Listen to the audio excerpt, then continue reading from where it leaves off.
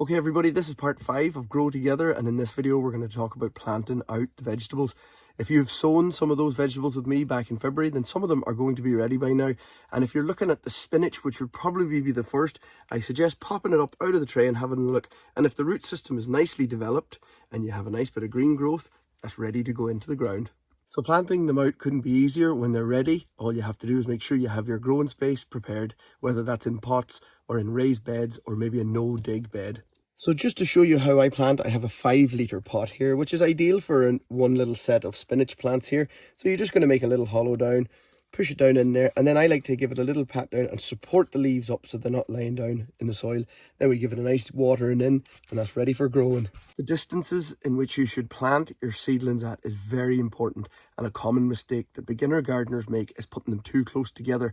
If you don't give them the right distance between each plant, then they won't develop into the lovely big vegetable that they are going to be.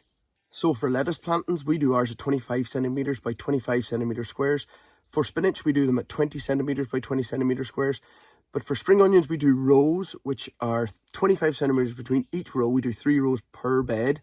And then the plant spacings is at 15 centimetres. And for your beetroot, we do 3 rows as well in our beds with 25 centimetres between each row. And then the spacings again are 15 centimetres between each planting. Now, I know that everybody's seedlings, wherever you are, will be at different stages of growth. And it's hard to know where everybody's is at this moment. But have a look at the roots, check and see. And especially if they start to twirl around and around, that's what they're called. They're getting root bound in the tray. If you see that going on and they have that nice healthy bit of green growth, it's time to get them planted out into the garden. So it is still early in the season and it is quite cold at night and it's windy and wet. So if you want to protect your little seedlings as you plant them out, an idea is to cover them with a cloche or like a mini greenhouse or a mini polytunnel.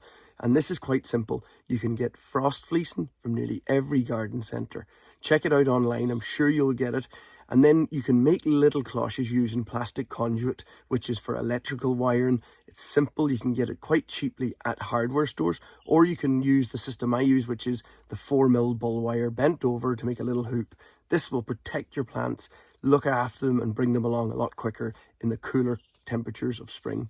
And don't forget, you should be doing your successional sowing now. So every 3 weeks or so from the first sowing date of the year, sow those 6 more lettuce, 6 more beetroot, 6 more onion and 6 more spinach. And that way you'll have a lovely continuous supply throughout the year. So that's it for this video, folks. In the next video, we're going to show you how to sow your onion sets and also sowing carrots. A lot of people have contacted me about growing carrots and about how they've had a hard time doing it. So I'm going to show you a few pointers and a few tips, and hopefully we'll get you on the right road with growing your own carrots. We'll see you in the next one.